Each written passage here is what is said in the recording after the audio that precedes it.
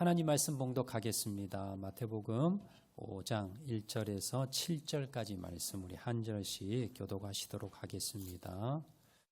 1절 말씀 제가 먼저 봉독합니다. 예수께서 무리를 보시고 산에 올라가 앉으시니 제자들이 나온지라. 심령이 가난한 자는 복이 있나니 천국이 그들의 것이며 온유한 자는 복이 있나니 그들이 땅을 기업 우러받을 것이며 줄이고 복마른 자는 복이 있나니 그들이 배부를 것이며 7절 말씀 다 같이 봉독합니다. 긍휼히 여기는 자는 복이 있나니 그들이 긍휼히 여김을 받을 것이며 아멘. 옆에 분 한번 인사하실 때 잘 오셨습니다. 우리 많이 받읍시다. 한번 인사해 주시기 바랍니다. 감사합니다. 우리 마태복음 5장에 나오는 팔복에 대해서 우리가 계속 말씀 나누고 있는데요. 예수님께서 이 세상에 복된 사람은 어떤 사람이냐, 복받은 사람은 어떤 사람이냐 8가지로 말씀을 합니다. 우리가 4가지를 앞에서 살펴보았는데요. 앞에 이 4가지, 전반부의 4가지는 하나님과 우리와의 관계, 세상에서 복받은 사람은 하나님 관계가 좋은 사람이어야 됩니다. 그래서 하나님과 우리 관계가 어떤 사람이 복된 사람이냐 4가지로 살펴봤는데 첫 번째, 심령이 가난한 자. 이 말씀은요, 하나님에 대해서 내가 항상 마음이 가난한 자. 그래서 하나님, 나는 정말 가난합니다. 하나님, 필요합니다. 이런 사람이 복된 사람이라는 겁니다. 두 번째는 애통하는 자가 복이 있다. 이건 뭐냐면 하나님을 향해서 우리가 하나님, 내 죄가 너무 큽니다. 내가 너무 부족합니다. 라고 애통해하는 사람이 복된 사람이라는 겁니다. 세 번째는 온유한 자입니다. 주님 앞에 항상 뭡니까? 하나님, 주님께 다 맡겨드립니다. 하나님 의지합니다. 라는 마음으로 나아가는 사람이 복된 사람이라는 거고요. 네 번째, 의에 줄이고 목마른 자.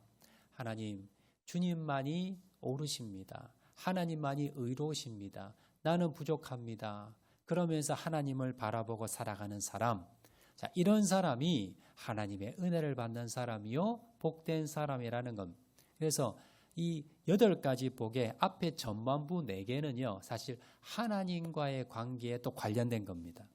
그러면 이제 후반부 4가지는 우리가 하나님께 이렇게 은혜 받은 사람들이 세상에서 혼자 살 수 없지요. 그래서 세상 사람들과의 관계에서 나오는 그러한 복들에 대해서 말씀하는데요. 오늘은 5번째로서 긍휼히 여기는 자의 복에 대해서 말씀을 나누어 보도록 하겠습니다. 오늘 보면 7절 말씀 우리 다 같이 한번 읽어볼까요? 시작. 긍휼히 여기는 자는 복이 있나니 그들이 긍휼히 여김을 받을 것이며. 자, 긍휼입니다. 긍휼한 마음을 가지는 사람이 복된 사람인데 이런 사람은 긍휼히 여김을 받을 것이다 라고 말씀하는데 이 긍휼이라는 말이 무슨 뜻이냐? 우리나라 사전에 찾아보면요, 불쌍히 여겨서 돌보아 준다라는 뜻입니다. 다른 사람을 볼 때 불쌍히 보는 거예요. 그러면서 마음만 불쌍히 보는 것이 아니라 불쌍히 보고 그 사람을 도와주는 것, 이걸 긍휼이라고 말씀하고 있습니다.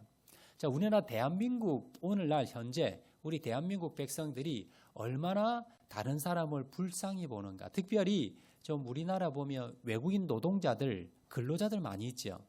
이분들이 참 가난하고 힘든 나라에서 정말 타국까지 와서 그렇게 돈을 벌려고 오는 약자들입니다. 이런 사람들 향해서 다 그런 건 아니지만요.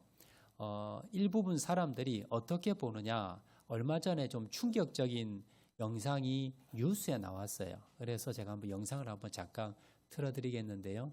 스리랑카 노동자인데 이 사람을 학대하는 영상이 TV에 나왔습니다. 한번 다시 보도록 하겠습니다.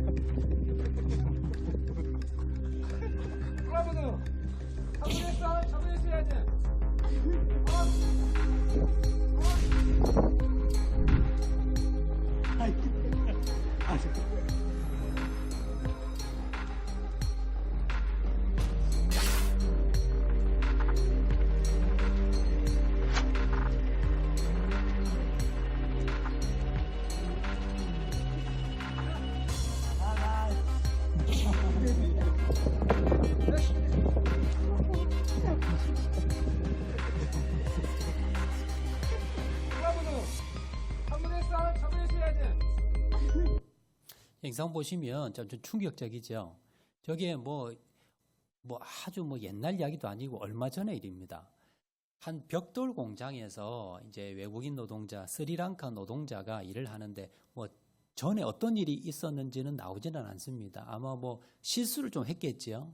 근데 그 실수를 했다고 어떻게 하냐면 벽돌에 사람을 칭칭 묶어가지고요. 지게차로 들어 올리면서 위협을 가하는 겁니다. 얼마나 불안하고 얼마나 무서웠겠습니까? 그러면서 뭐라고 이야기하냐면 잘못했다 해야지. 잘못했다고 말해라는 거예요. 그러니까 이렇게 해서 이 실수한 것을 고치려고 이런 방법을 썼다는 거예요. 이건 짐승이나 아니면 사람 취급을 하지 않는 거지요. 만약에 저 노동자가 스리랑카 외국인 노동자가 아니고 한국 사람이었다면 저렇게 했겠습니까? 못할 겁니다. 그런데 외국인 노동자라고, 힘없는 노동자라고 저렇게 똑같은 사람인데도 불구하고 저렇게 학대를 하고 또 이 지게차 운전자만이 아니라 주위에 있는 모든 사람들이 뭐예요? 깔깔거리고 재밌다고 웃지요. 그리고 촬영을 하면서 그러면서 같이 놀립니다. 그러니까 얼마나 참 저 외국인 노동자가 한국에 와서 얼마나 참 마음이 힘들고 어려웠겠습니까? 저 사람들이 긍휼한 불쌍한 마음을 가졌다면 비록 외국인 노동자가 좀 실수를 하고 잘못했다 하더라도 저런 방법은 쓰지 않았겠지요. 이 사람들에서 뭘 느낄 수 있습니까? 우리가 긍휼함이 많이 사라진 우리의 모습들을 우리가 볼 수가 있더라라는 겁니다. 오늘 본문에서 긍휼이라는 단어를 헬러 원어에 찾아보면요, 엘리오스라는 단어를 사용하고 있습니다. 예수님께서 마태복음 18장에 보시면요, 이 엘리오스라는 단어가 어떤 뜻인가 비유를 하나 하고 있는데요. 한 임금이 있었습니다. 한 임금이 있었는데 종들을 불러다가 이제 결산을 했어요. 그런데 한 사람이 1만 달란트의 빚을 진 사람이 끌려왔습니다. 돈을 안 갚는 거예요. 찾아보니까 확인해 보니까 돈을 갚을 능력이 안 됩니다. 자, 그러면 1만 달란트가 금 1만 달란트가 오늘날로 환산하면 얼마 정도 되는가? 오늘날 환산하면 약 한 6조 원 정도 됩니다. 엄청나게 많은 돈이지요. 근데 이걸 갚을 능력이 안 돼요. 자, 그러자 임금이 어떻게 합니까? 그냥 탕감해 줍니다. 아니면은 이걸 갚을 때까지 어떻게 해요? 압류를 하거나 아니면 이 사람을 감옥에 가두거나 그렇게 할 건데 형편이 딱하니까 불쌍히 본 겁니다. 그래서 그냥 풀어준 겁니다. 탕감해 줬습니다. 안 갚아도 된다. 자, 그런데 1만 달란트를 탕감받은 사람이 집에 가다가 누굴 만나냐면 자기에게 100데나리온을 빚진 사람을 만나게 됩니다. 오늘 화폐로 같이 하면 한 몇백만 원에서 한 돈 1,000만 원 안쪽입니다. 그런데 이 사람이 확인해 보니까 갚을 능력이 안 돼요. 그런데 어떻게 합니까? 이 사람을 고발을 해서 감옥에 집어 넣어버립니다. 그런데 이 소식을 임금이 듣게 됩니다. 주인이. 듣게 되고는 나는 지금 자기에게 1만 달란트를 지금 탕감해 줬는데 자기는 지금 가는 길에 누구예요? 얼마 되지 않는 그것과 비교되지 않는 돈을 자기에게 빌렸는데 갚지 않았다고 해서 옥에 가두었다는 거예요. 그래서 어떻게 합니까? 이 소식을 듣고 난 뒤에 임금이 1만 달란트를 탕감해 준 사람을 다시 감옥에 집어넣어라. 너 이 돈 갚기 전에는 내가 너를 풀어주지 않겠다라고 하면서 감옥에 도로 집어넣게 됩니다. 자, 그러면서 32절 마태복음 18장 32절에서 33절 보시면 이렇게 결론을 짓고 있어요. 다 같이 읽겠습니다. 시작. 이에 주인이 그를 불러다가 말하되 악한 종아, 내가 빌기에 내가 내 빚을 전부 탕감하여 주었거늘 내가 너를 불쌍히 여김과 같이 너도 내 동료를 불쌍히 여김이 마땅하지 아니하냐 하고. 자, 여기 보시면 왜 다시 임금이 이 1만 달란트 빚진 사람을 감옥에 집어넣는지 이유가 나옵니다. 33절에 내가 너를 불쌍히 여긴 같이 너도 뭡니까? 내 동료를 불쌍히 여기지 않았다는 겁니다. 그래서 이것 때문에 내가 너를 감옥에 집어넣겠다라고 말씀하고 있습니다. 자, 이 비유는 뭘 말씀하냐면요. 하나님께서 우리를 뭡니까? 불쌍히 보셔서 우리의 죄를 사해 주셨습니다. 저와 여러분들입니다. 예수님을 통해서 우리가 예수님의 그 은혜로 말미암아 우리 죄가 탕감받았습니다. 이게 1만 달란트 이상이라는 거예요. 그런데 우리가 뭡니까? 우리는요, 이것보다 더 약한, 더 작은 나에게 해를 끼치거나 나에게 손을 끼친 사람이 있으면요, 용서하지 않는다는 거예요. 하나님께 용서를 받은 우리가 다른 사람을 용서하지 않으면 이 사람과 같다는 겁니다. 그리고 하나님이 이걸 용서하지 않겠다. 너희는 왜 나는 너희들에게 용서를, 긍휼을 베풀었는데 너희는 왜 긍휼한 마음을 가지지 않느냐. 이걸 지금 책망하는 그런 비유의 말씀이다라는 거예요. 여기에 나오는 33절에 나오는 불쌍히라는 단어가 바로 엘리오스, 오늘 본문에서 긍휼이라는 단어와 동일한 단어입니다. 그래서 이 예수님께서 이 비유를 통해서 우리가 나에게 해를 끼쳤지만, 손해를 끼쳤지만, 그러나 나는 뭐예요? 하나님께 용서받은 사람들이 다른 사람들을 용서해 주는 것, 불쌍히 보는 것, 이것이 바로 긍휼이다라고 말씀하고 있더라라는 겁니다. 이 긍휼에 대해서 대표적인 모범을 보였던 분이 누구냐면 바로 예수님이십니다. 예수님이 어느 날 제자들과 함께 여리고를 지나가시는 길이었습니다. 지금 바쁘셔서 빨리 지금 가시는 길입니다. 그런데 길가에 앉았던 두 맹인이 예수님이 지나간다는 소식을 듣고는 다윗의 자손 예수여 우리를 불쌍히 여기소서라고 막 소리를 지릅니다. 지금 예수님이 빨리 지금 약속된 시간에 가셔야 돼서 지금 여기에 머무를 그런 시간이 없습니다. 주위 사람도 어떻게 합니까? 시끄럽다고 조용히 하라고 막 책망합니다. 그런데 이 사람들이 더 크게 소리 지릅니다. 다윗의 자손 예수여 우리를 불쌍히 여기소서. 예수님이 가시던 길을 멈추십니다. 그리고는 이들에게 다가가서 두 맹인의 눈을 고쳐주시게 됩니다. 자, 그리고는 뭐라고 말씀하시느냐? 자, 마태복음 20장 34절에 예수님이 왜 고쳐주셨는가 그 이유가 나오는데요. 다 같이 읽겠습니다. 시작. 예수께서 불쌍히 여기사 그들의 눈을 만지시니 곧 보게 되어 그들이 예수를 따르니라. 예수님이 이 사람들을 고쳐준 이유가 뭘까요? 불쌍히 여겼다는 거예요. 예수님은요, 불쌍한 긍휼의 마음이 많으신 분입니다. 그런데 이 사람들을 보고 불쌍히 여기셔서 고친 거예요. 예수님이 지금 병 고치러 가는 길이, 지금 여리고에 병 고치러 가는 길이 아니었습니다. 지금 지나가시는 길이고요. 빨리 지금 가셔야 되는데 왜 걸음을 멈추고 이 사람들을 고쳐줬느냐? 불쌍함이 많아서 그렇다는 거예요. 주위의 사람은 됐어요. 지금 이 맹인 주위에 많은 사람들이 있었는데요. 이 맹인에 향해서 야단치고 책망하고 입을 막았습니다. 그들과 예수님과 차이가 뭘까요? 예수님은 그 두 맹인을 불쌍히 보셨어요. 긍휼히 보셨습니다. 다른 사람들은 그런 눈으로 보지 않았다는 거예요. 이 두 개 차이입니다. 예수님은 사람을 볼 때 무슨 마음을 가지고 보세요? 불쌍한 마음을 가지고 보십니다. 이 예수님의 특징입니다. 그런데 사람들은 어때요? 불쌍한 마음을 가지지 않습니다. 긍휼한 마음을 가지지 않습니다. 이게 세상 사람들이라는 겁니다.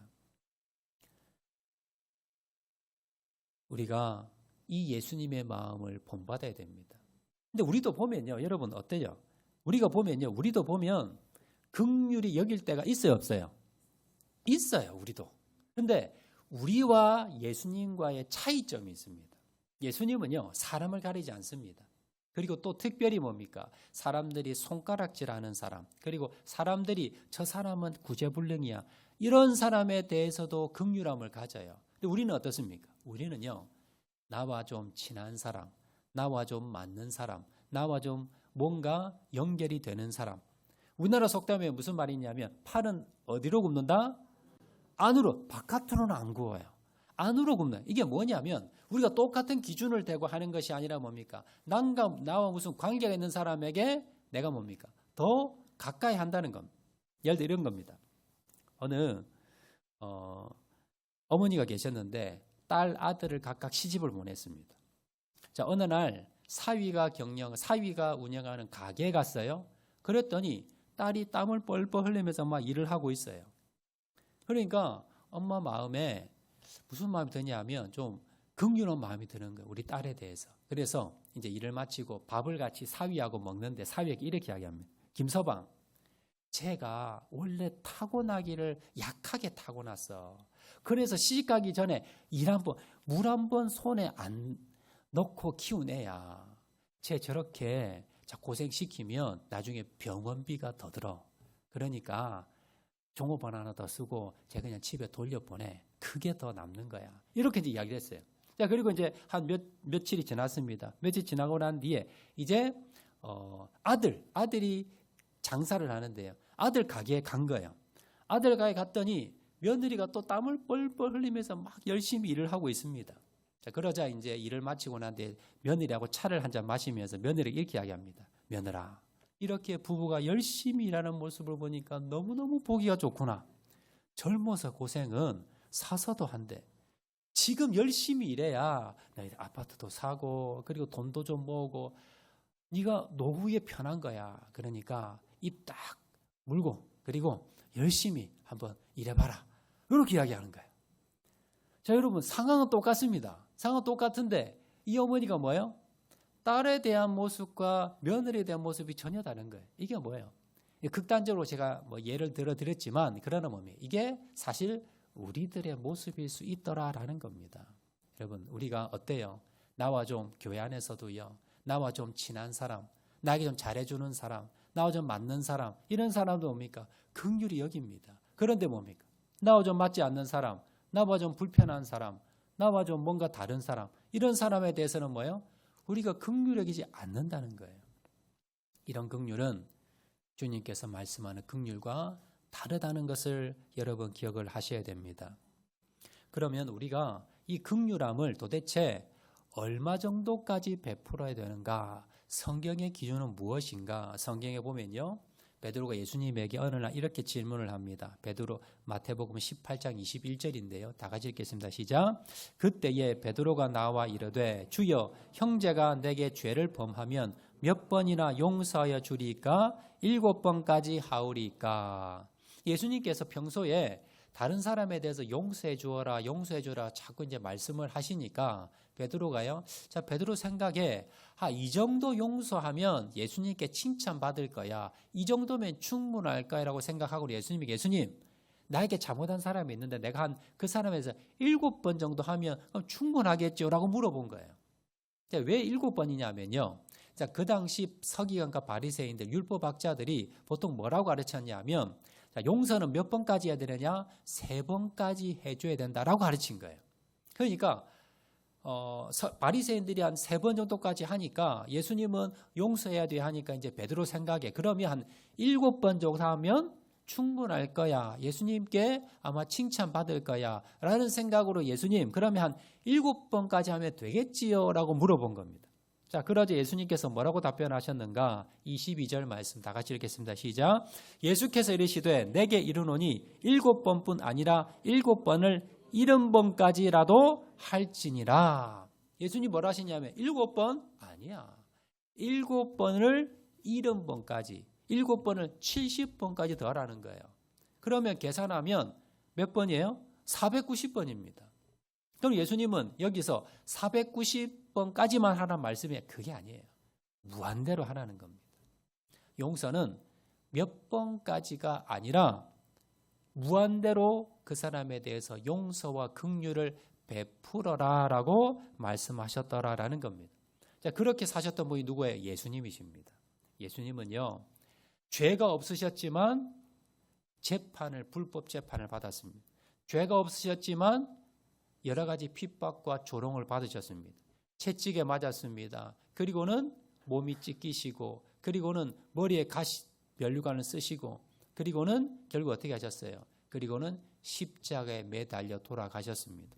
자, 마태복음 27장에 보면요, 예수님을 조롱했던 내용이 십자가상에서 조롱했던 내용이 나오는데요. 우리 잠깐 한번 살펴보겠습니다. 40절에서 42절 말씀 다 같이 읽겠습니다. 시작. 이르되 성전을 헐고 사흘에 짓는 자여 내가 만일 하나님의 아들이어든 자기를 구원하고 십자가에서 내려오라 하며 그와 같이 대제사장들도 서기관들과 장로들과 함께 희롱하여 이르되 그가 남은 구원하였으되 자기는 구원할 수 없도다. 그가 이스라엘의 왕이로다. 지금 십자가에서 내려올지어다. 그리하면 우리가 믿겠노라. 지금 예수님에 대해서, 십자가에 매달린 예수님에 대해서 뭐라고 조롱합니까? 아니, 성전 헐고 사흘 만에 짓는다고 하면서 다른 사람은 구원하면서 너 한번 내려와 봐. 그러면서 희롱하고 조롱하며 그러면서 예수님에 대해서 손가락질했더라라는 겁니다. 자, 여기에 대해서 예수님이 어떻게 하셨습니까? 여기에 대해서 참으셨습니다. 왜 참으셨습니까? 이들을 불쌍히 보셨기 때문이다라는 겁니다. 여러분, TV에 보면 한 번씩 연예인들 자살 소식 들리지요.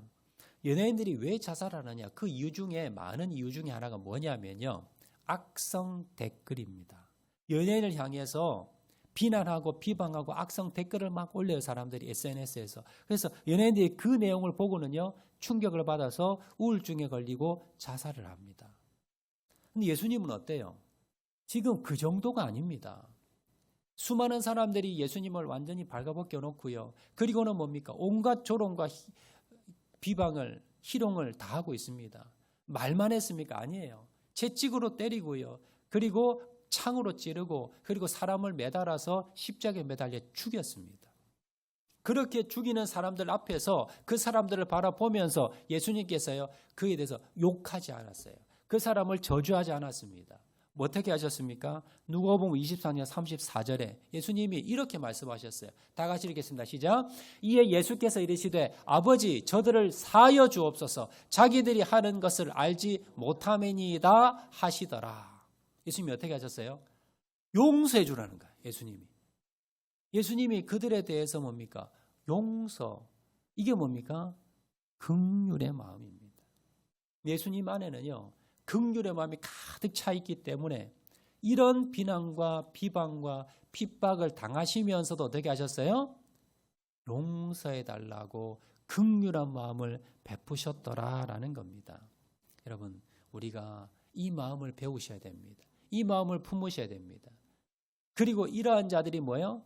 복된 자라고 주님께서 말씀하고 있다는 것을 여러분 기억하시기 바랍니다. 자, 그러면 마지막으로 이렇게 긍휼한 마음을 가진 자에게 어떤 복이 임하느냐? 오늘 본문 한 번 더 읽겠습니다. 7절 말씀 다 같이 읽겠습니다. 시작. 긍휼히 여기는 자는 복이 있나니 그들이 긍휼히 여김을 받을 것임이요. 자, 내가 다른 사람을 향해서 긍휼한 마음을 가지고 불쌍한 마음을 가지고 용서해 주잖아요. 자, 그러면 어떤 복을 받느냐? 그들이 긍휼히 여김을 받는다. 누구에 대해서? 어느 분에 대해서? 하나님께서 우리를 긍휼히 여겨 주신다라는 겁니다. 그 복을 받는다라고 말씀하고 있습니다. 성 프란시스 일화가 하나 있는데 소개해드리겠습니다. 어느 추운 날, 겨울날 한센병 환자, 성경에는 문둥병이라 나옵니다. 한센병 환자가 이 성 프란시스를 찾아왔습니다. 하룻밤 자게 달라는 거예요. 행색을 보니까 한센병, 문둥병 환자입니다. 이런 사람은 뭡니까? 가까이 하지 않습니다. 내쫓아 보내버립니다. 그런데 어떻게 합니까? 받아들였습니다.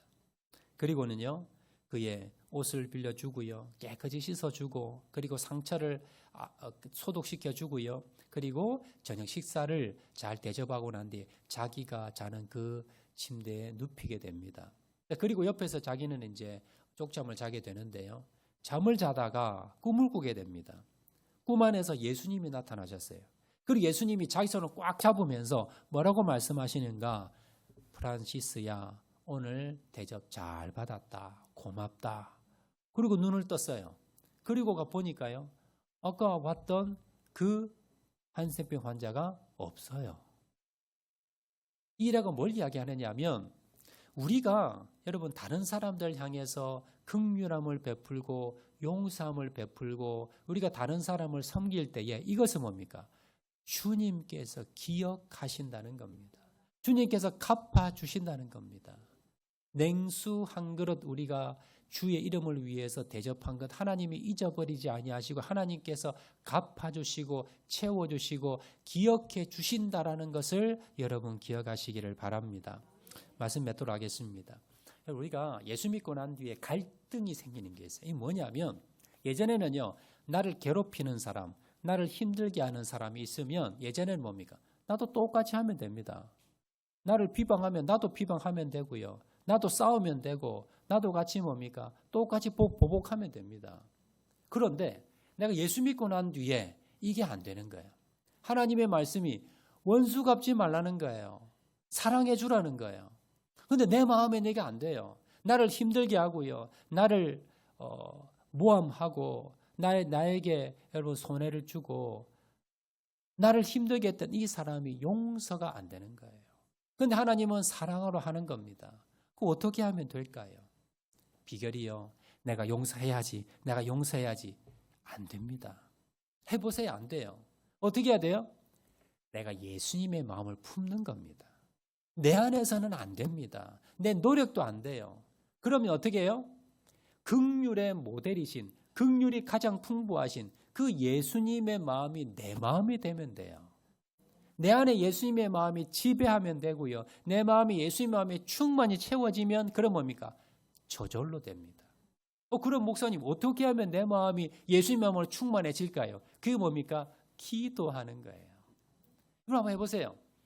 자, 미워하는 사람이 있어요. 용서가 안 돼요. 이 인간은 내가 용서가 안 된다. 이런 사람 있잖아요. 자, 그러면 여러분들이 내가 용서해야지 하지 마시고요. 그분을 위해서, 그 사람을 위해서 주님 앞에 나가서 기도해 보세요. 기도하면 무슨 마음이 생깁니까? 불쌍한 마음이 생겨요. 오죽 괴롭힐 사람이 없었으면 나를 괴롭혔을까? 오죽 빼앗을 돈이 없어서 내 돈을 빼앗아 갔을까? 오죽 힘들었으면 나를 저렇게 힘들게 할까? 그러면서 뭡니까? 그 사람에 대해서 불쌍한 마음이 생깁니다. 불쌍한 마음이 생기면요, 용서가 돼요. 그리고 품을 수가 있습니다. 그리고 시간이 지나면요, 다시 내 본 모습이 나와요. 그럼 어떻게 해요?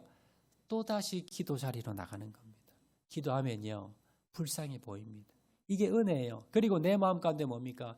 주님의 긍휼한 마음이 채워진 겁니다. 그래서 여러분들이 미워하는 마음이 들고요, 용서하지 못한 마음이 들면 내 마음 가운데 주님의 마음이 사라졌구나. 주님의 마음이 내 마음을 지배하지 못하고 있구나라고 생각하시면 됩니다. 그러면 기도의 자리로 나가시는 겁니다. 그리고 주님 앞에 기도하면요, 다시 뭡니까? 그 사람이, 원수 같은 사람이 불쌍하게 보입니다. 그때가 뭐예요? 그때가 주님의 마음으로 채워진 상태라는 것을 여러분 기억하시기를 바랍니다. 또한 우리가 교회 안에 보면요, 아프고 힘들어하는 사람들이 있어요. 그러면 그 사람에 대해서 저 사람이 자녀가 어떻게 됐고 저 사람 남편이 저 사람이 어떻고 저떻고, 여러분 거기 관심 가지지 마시고요. 거기에 말 옮겨 다니지 마시고 그분들을 위해서 뭡니까? 기도해 주시기 바랍니다. 긍휼히 여겨주시기 바랍니다. 그리고 그분의 마음 손을 쭉 잡으시고, 집사님 걱정하지 마세요. 제가 기도할게요. 집사님 내가 기도할 테니까 걱정하지 마세요. 라고 여러분 손 붙잡아 주시고 위로하고 긍휼히 여기시고 기도해 주시는 저와 여러분 되시기를 주의 이름으로 축원을 드립니다. 그래서요, 여러분들이 다른 사람을 불쌍히 보고 긍휼히 여길 때, 그때 주님께서 뭡니까?